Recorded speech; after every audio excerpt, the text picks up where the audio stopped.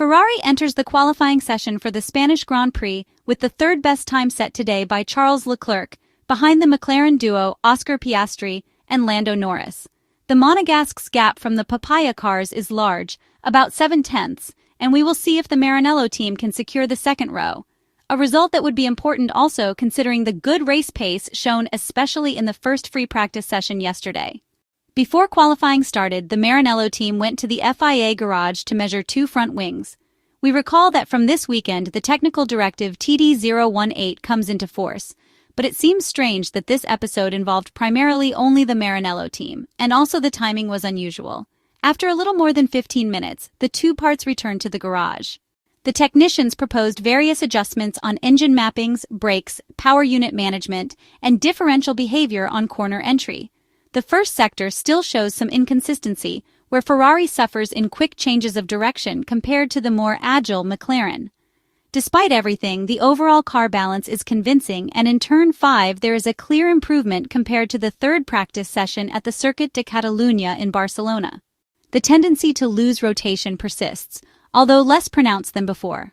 In these situations, it is crucial to correctly exploit the hysteresis of the tires to maximize grip. After a short pause, they return to the track with soft tires for the last Q1 attempt. Charles Leclerc decides to abort the lap and returns to the pits, while Lewis Hamilton completes the lap, improving his time by 0.2. The Englishman does not seem yet at the level of his Maranello teammate. Eliminated were Nico Hülkenberg, Esteban Ocon, Carlos Sainz, Franco Colapinto, and Yuki Tsunoda. Entering Q2, the Italian team decides to delay the track exit, waiting for the ideal moment. Both drivers choose new tires, aiming for optimal performance without margin for error. The tire activation is managed precisely by both. In the middle sector, a few more degrees would be needed, but this would compromise the grip in the final section due to overheating risk. Charles Leclerc intelligently uses Gabriel Bortoletto's slipstream in the first sector, gaining speed on the straight. The rest of his lap is practically clean, except for turn 12, where oversteer on exit forces him to lift off. A pity, as the performance was promising. Hamilton, on the other hand, completes an excellent lap without mistakes, proving more effective than his teammate. The gap to the best remains significant, over 0.4. After a short pit stop, only Charles returns to the track for another attempt. This time he uses a set of already used softs from the previous aborted lap. He completes only half a lap before returning, confident that his time was enough to guarantee access to Q3 without further risks. Eliminated were Alex Albon, Gabriel Bortoletto, Liam Lawson, Lance Stroll, and Oliver Bearman. Everything revolves around tire management. Ferrari has the potential to stay with the pace of the McLaren cars, but as often happens, tire behavior will be decisive. Again today, the SF25 single-seaters struggle to maximize the performance of the Pirelli red compound, leaving potential on the table. Meanwhile, weather conditions become uncertain. The wind rises, the sky darkens, and the air cools. Rain is not expected, but the atmosphere is tense.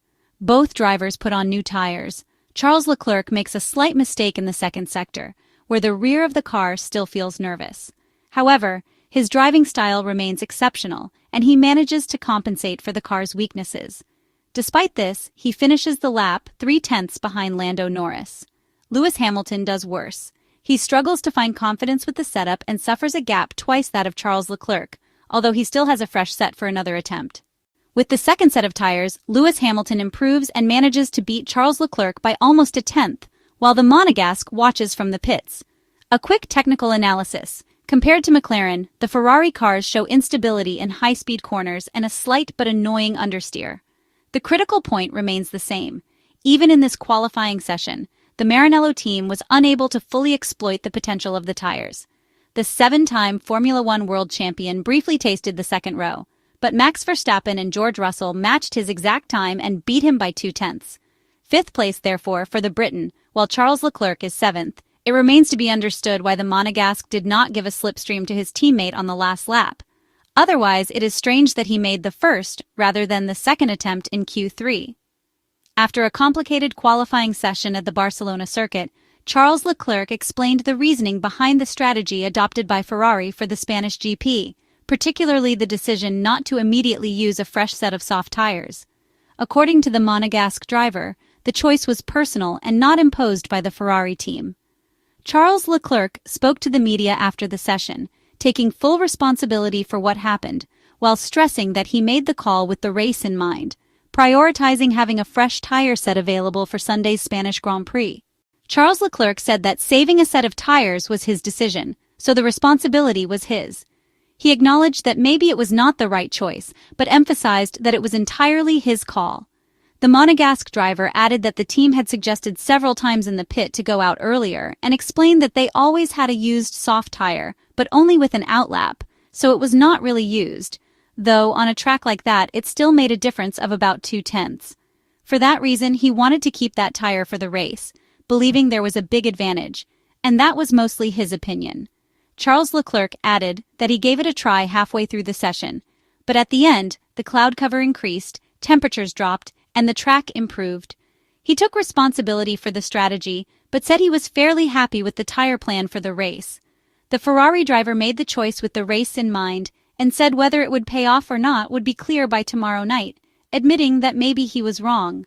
On the other hand, Lewis Hamilton, clearly struggling in the Friday and Saturday practice sessions, during which he also complained about the poor drivability of his SF25, managed to limit the damage by securing 5th place in the Spanish GP qualifying.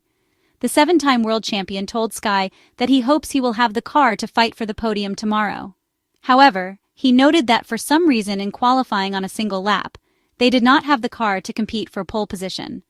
The Briton explained that Red Bull and McLaren in particular were extremely fast on a single lap, but he believed their race pace was at a higher level compared to theirs.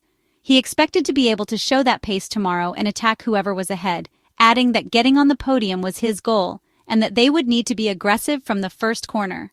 Saturday at the Circuit de Catalunya in Barcelona therefore confirmed expectations, with a dominant McLaren monopolizing the front row. For the Ferrari versus McLaren comparison, we examine the fastest lap set by Oscar Piastri and Lewis Hamilton, separated by half a second. Although the Delta channel shows that McLaren progressively gains on Ferrari starting from turn 2 throughout the lap, a phase-by-phase comparison is necessary since not all sections favor the papaya car. In braking, Lewis Hamilton prevails, showing a well-established feel with the Brembo brake system. Where McLaren excels is primarily in traction. The difference is clear from the widening gap in the speed channel on corner exits, allowing the papaya drivers to consistently gain in acceleration zones. In the third sector, another strength of the McLaren MCL39 is confirmed: its ability to keep the tires within the optimal operating window even under high thermal stress, typical of the Barcelona circuit and especially with high temperatures. This results in excellent mechanical grip until the end of the lap, a difference clearly visible in the last corner.